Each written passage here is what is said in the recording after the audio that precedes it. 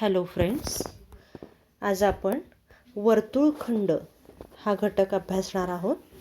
आता वर्तुळखंड म्हणजे काय, तर या वर्तुळामध्ये ही जी जीवा आहे ए बी, ही जीवा आणि संगत वर्तुळकौस म्हणजे हा इकडचा वर्तुळकौस असेल तर ए एक्स बी हा काय आहे, लघु वर्तुळखंड आहे आणि ए वाय बी हा विशाल वर्तुळखंड आहे.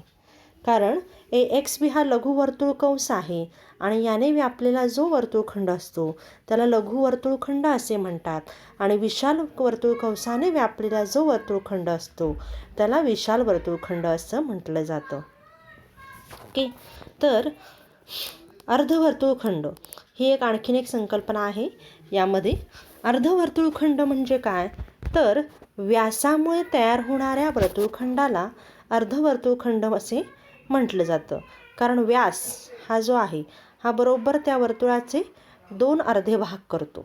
बरोबर आहे, व्यासामुळे 2 वर्तुळाचे अर्धे भाग होतात आणि याच्यामुळे जो वर्तुळखंड तयार होतो त्याला अर्धवर्तुळखंड असं म्हटलं जातं. वर्तुळखंडाचे क्षेत्रफळ बघा आता कसं काढायचं. आकृतीमध्ये पी एक्स क्यू हा लघु वर्तुळखंड आहे आणि पी वाय क्यू हा विशाल वर्तुळखंड आहे.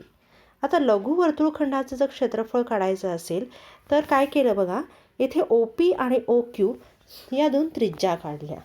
आता वर्तुळ पाकळीचं क्षेत्रफळ काढायचे सूत्र आपल्याला माहिती आहे. बरोबर आहे, तर वर्तुळ पाकळीचे क्षेत्रफळ काढा आणि त्रिकोणाचे क्षेत्रफळ काढा. इथे त्रिकोण ओ पी क्यूचे क्षेत्रफळ काढलं आणि वर्तुळ पाकळीचं क्षेत्रफळ काढलं. तर वर्तुळ पाकळीच्या क्षेत्रफळातून जर त्रिकोणाचे क्षेत्रफळ वजा केलं तर आपल्याला वर्तुळखंडाचे क्षेत्रफळ मिळेल. पी एक्स क्यू या वर्तुळखंडाचे क्षेत्रफळ मिळेल. म्हणजे इथे बघा दाखवलेलं आहे, वर्तुळखंड पी एक्स क्यूचे क्षेत्रफळ बरोबर वर्तुळ पाकळी ओ पी एक्स क्यूचे क्षेत्रफळ वजा त्रिकोण ओ पी क्यूचे क्षेत्रफळ. आणि वर्तुळ पाकळीचे क्षेत्रफळाचं सूत्र काय आहे, थीटा छेद 360 गुणिले पाय आर वर्ग वजा त्रिकोण ओ पी क्यूचे क्षेत्रफळ. बरोबर आहे, तर आकृतीत त्रिकोण ओ पी क्यूचे मध्ये रेख पी टी हा बाजू ओ क्यूवर टाकलेला लंब आहे. रेख पी टी हा बाजू ओ क्यूवर टाकलेला लंब आहे आणि काटकोन त्रिकोण ओ टी पीमध्ये ओ टी पी म्हणजे कुठला, हा वरचा त्रिकोण, यामध्ये साईन थीटा हा कसा आहे, साईन थीटा बरोबर काय, थीटा जर इकडे धरला तर पी टी छेद पी क्यू बरोबर आहे, किंवा ओ पी कर्ण. तर पी टी बरोबर ओ पी गुणिले साईन थीटा. आता ओ पीला इकडे आणलं म्हणजेच ओ पी काय आहे, आर आहे, म्हणून पी टी बरोबर आर साईन थीटा, कारण O P is equal to R आहे. मग त्रिकोण ओ पी क्यूचे क्षेत्रफळ माहिती आहे, 1/2 पाया गुणिले उंची. पाया आहे ओ क्यू आणि पी टी ही उंची आहे. मग ओ क्यू म्हणजेच आर आणि पी टी म्हणजे काय, इथे आपण काढलेलं आहे आर साईन थीटा. बरोबर आहे, पी टी म्हणजे काय, आर साईन थीटा, म्हणजेच 1/2 आर वर्ग साईन थीटा हे त्रिकोण ओ पी क्यूचे क्षेत्रफळ झालं. ठीक आहे, आता 1 व 2 वरून 1 मध्ये काय आहे, वर्तुळ पाकळीचे क्षेत्रफळ काढलेलं आहे. मग थीटा गुणिले पाय आर वर्ग वजा 1/2 आर वर्ग साईन थीटा हे वर्तुळ पाकळीचे क्षेत्रफळ, हे त्रिकोणाचे क्षेत्रफळ. या दोघांची वजाबाकी केली की वर्तुळखंडाचे क्षेत्रफळ मिळणार आहे, म्हणून याची वजाबाकी केलेली आहे. 1 मधून 2 वजा केलेले आहेत. तर यामध्ये आर वर्ग हा कॉमन आला आणि कंसात काय उरलं, पाय थीटा छेद 360 वजा साईन थीटा छेद 2 हे झालं वर्तुळखंडाचं क्षेत्रफळ काढण्याचं सूत्र. हे लक्षात ठेवा नेहमी, वर्तुळखंड काढण्याचं क्षेत्रफळ काय आहे, तर आर वर्ग बरोबर पाय थीटा कंसात पाय आर वर्ग कंसात पाय थीटा छेद 360 वजा साईन थीटा छेद 2 कंस पूर्ण. हे सूत्र नेहमी लक्षात ठेवा. ओके, आता सोडवलेली उदाहरणे बघूया. इथे आकृतीत ए ओ बी बरोबर 30 आहे, 30 अंश आहे. ओ ए 12 सेंटीमीटर आहे, तर लघु वर्तुळखंडाचे क्षेत्रफळ काढा. पाय बरोबर 3.14 घ्या. आता इथे रीत आर बरोबर किती 12, थीटा बरोबर किती 30 अंश आणि पाय बरोबर 3.14. तर वर्तुळ पाकळी ओ ए एक्स बीचे क्षेत्रफळ बरोबर काय थीटा छेद 360 गुणिले पाय आर वर्ग. मग थीटा आहे 30, 360 पाय सांगितलेलं आहे 314 घ्यायला सांगितलं आहे त्यांनी, गुणिले आर आहे त्रिज्या आहे 12 सेंटीमीटर, 12चा वर्ग म्हणजेच 3.14 गुणिले 12. तर याचं उत्तर येते वर्तुळ पाकळीचे क्षेत्रफळ येते काय 37.68 चौरस सेंटीमीटर. आता एरिया ऑफ त्रिकोण ओ ए बी याचं सूत्र आहे 1/2 आर वर्ग गुणिले साईन थीटा. तर इथे आर किती आहे 12, साईन थीटा आहे 30. मग साईन 30ची किंमत आहे 1/2, 12चा वर्ग 144, म्हणजेच इथे 1/2 गुणिले 144 गुणिले 1/2 म्हणजेच किती येतं आहे 36 चौरस सेंटीमीटर. बरोबर आहे. आता वर्तुळखंड ए एक्स बीचे क्षेत्रफळ म्हणजे वर्तुळ पाकळीचे क्षेत्रफळ वजा त्रिकोणाचे क्षेत्रफळ त्रिकोण ओ ए बीचे, मग ते किती येते 37.68 वजा 36 बरोबर 1.68 चौरस सेंटीमीटर. लक्षात येते. तर अशा पद्धतीने तुम्ही हे एका पद्धतीनं काढू शकता. दुसरी पद्धत बघा काय आहे, आपल्याकडे वर्तुळखंडाचं क्षेत्रफळ काढण्याचं सूत्र आहे डायरेक्ट अवेलेबल, ते सुद्धा वापरलं तरी चालेल. काय आहे ते आर वर्ग कंसात पाय थीटा छेद 360 वजा साईन थीटा छेद 2 कंस पूर्ण. त्यामध्ये किमती घाला. आरची किंमत आहे 12, पायची 3.14, थीटा घ्या 30 आणि साईन 30. तर यांच्या किमती घातल्यानंतर काय मिळते बघा 144 कंसात 3.14 छेद 12 वजा साईन 30ची किंमत आहे 1/2, मग 1/2 गुणिले पुन्हा छेदातले 2 आहे असे.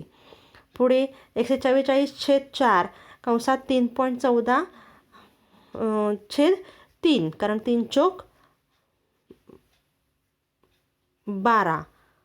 आता इथे काय केलेलं आहे 4 बाहेर काढलेले आहेत इथे बघा 1/3 चौक 12 आहे, तर 12चं काय होतं 3/4 अशी फोड होती आणि इथे 1/4 होते. मग यातले 4 काय केलेले आहेत कॉमन काढलेले आहेत, मग 144/4 केलेलं आहे. बरोबर आहे.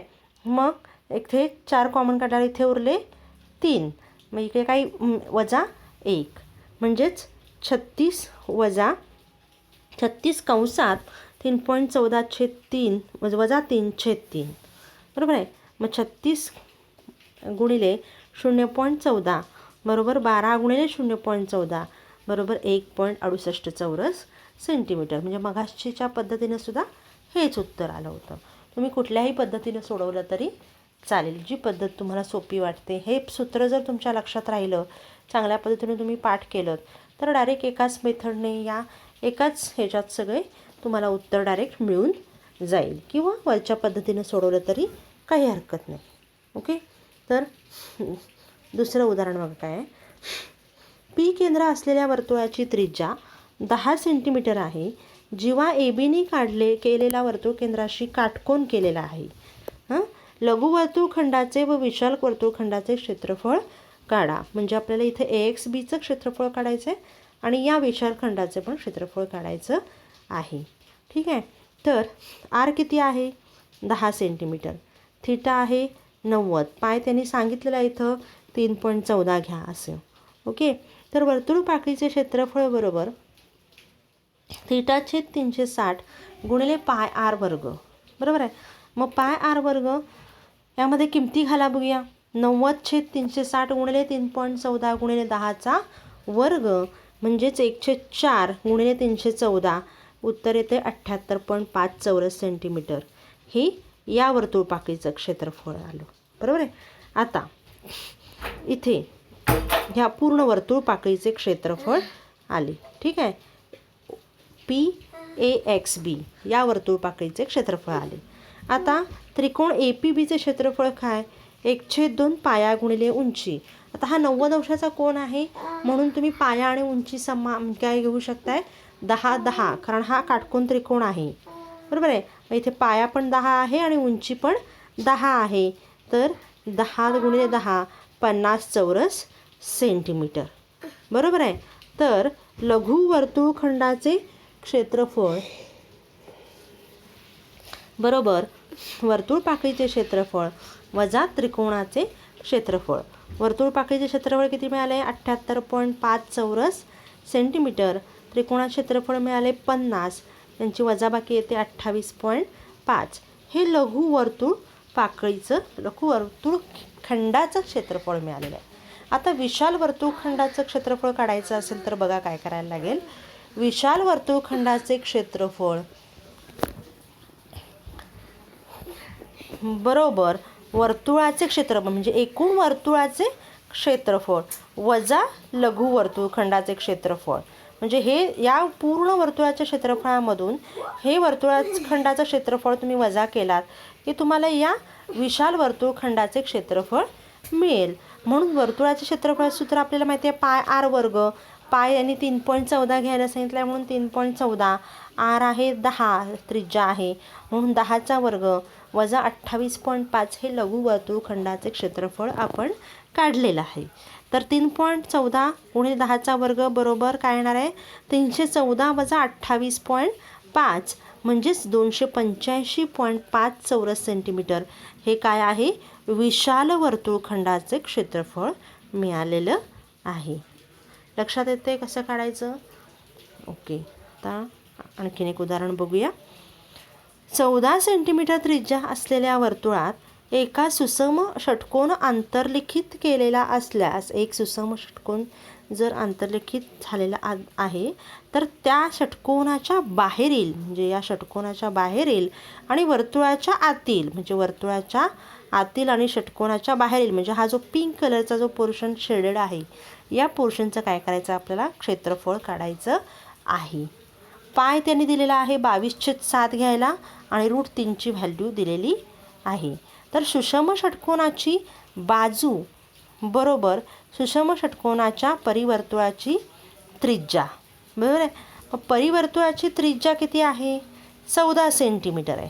सुषम षटकोनाची बाजू किती होणार आहे, 14 सेंटीमीटर असणार आहे, कारण सुषम षटकोनाची जी बाजू असते तीच त्याच्या परिवर्तुळाची त्रिज्या असते. म्हणून इथे सुषम षटकोनाची बाजू किती झाली, 14 झाली. आता सुषम षटकोनाचे क्षेत्रफळ बरोबर 6 गुणिले √3/4 गुणिले बाजू वर्ग. मग 6 गुणिले √3/4 गुणिले बाजू किती येणार आहे, 14चा वर्ग. आणि हे सॉल्व केल्यानंतर आपल्याला मिळणार आहे 509.208 चौरस सेंटीमीटर. हे सुषम षटकोनाचे क्षेत्रफळ झालं, म्हणजे या आतील भागाचे क्षेत्रफळ झालं हे. ओके, आता वर्तुळाचे क्षेत्रफळ काढायचं आहे. पाय आर वर्ग हे वर्तुळाचे क्षेत्रफळ आहे. मग 22/7 गुणिले आर किती आहे, 14. 14 गुणिले 14. तर हे सॉल्व केल्यानंतर तुम्हाला मिळणार आहे 616 चौरस सेंटीमीटर. हे पूर्ण वर्तुळाचं क्षेत्रफळ मिळाले. आता हा जो पिंक कलरचा शेडेड पोर्शन आहे याचं क्षेत्रफळ जर काढायचं असेल तर आपल्याला काय करायला लागणार, षटकोनाच्या बाहेरील व वर्तुळाच्या आतील भागाचे क्षेत्रफळ बरोबर वर्तुळाचे क्षेत्रफळ वजा सुषम षटकोनाचे क्षेत्रफळ. मग वर्तुळाचे क्षेत्रफळ मिळाले 616 आणि सुषम षटकोनाचे क्षेत्रफळ किती आहे, 509.208. तर याची वजाबाकी आलेली आहे 106.792 चौरस सेंटीमीटर. तर अशा पद्धतीनं आपण उदाहरणं सोडवायची आहेत. या 7.4 मधील जेवढी उदाहरणं तुम्हाला शक्य होतील तेवढी सर्व सोडवा आणि संकीर्णमधली देखील जेवढी शक्य होतील तेवढी सोडवायचा प्रयत्न करायचा आहे. जर काय अडलं तर मला पर्सनल मेसेज करा किंवा मला कॉल करा. मी तुमच्या शंकांचं निरसन करेन किंवा ते उदाहरण तुम्हाला एक्सप्लेन करून देईन. ओके, धन्यवाद.